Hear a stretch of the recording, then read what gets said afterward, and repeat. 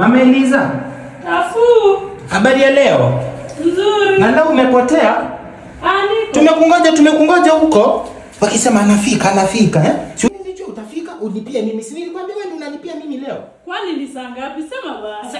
Saa 9. Sasa wewe iko unatumia saa gani? Tafu. Unajifanya unatumia saa ya huko nje. Durop. Nini kakuleta kwa nyumba yangu kiguna njia? Mambo ya kiguna njia nilikataza mimi ni Tafu. Mambo ya kiguna njia nilikataza. Unataka Ngoja. Unajua nimepita hivi nikapitia hivyo kwa Wairimo nikakuja hivi. Bwana yako kwa wapi? Wewe unamwona? Nimeona bwana yako na kamsichana kashule. Wow. Wewe ndio umemwona ama ni mimi? Tafu. Kamsichana kashule kamevaa ile vitu inafikanga hapa. Hivi vitu naonanga Elizaki baba.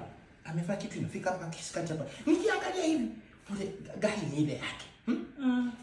Niliona mgongo hivi anafungua hivi gari kamsichana kakiingia na yakaingia. Wakatoka na gari. Nikasema hii lazima nifikishe. Unasema ukweli Tafu mbele ya Mungu. Umeona baba Eliza na msichana? Mimi ni mama kanisa siwezi danganya. Baba Eliza mmoja. Kwani wako ngapi? Wako ngapi? Wewe. Unakuja kuharibia watu ndoa. Mimi naleta ujumbe na tahadhari. Au siki. Sawa, ni sawa Mama Eliza. Sijamuona.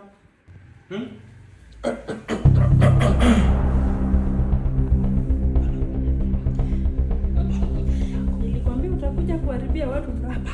Mimi nilichoniona. Baba Eliza jambo. Mimi hata kutoka nilikuwa natoka. Mama Eliza, hiyo pesa tuma.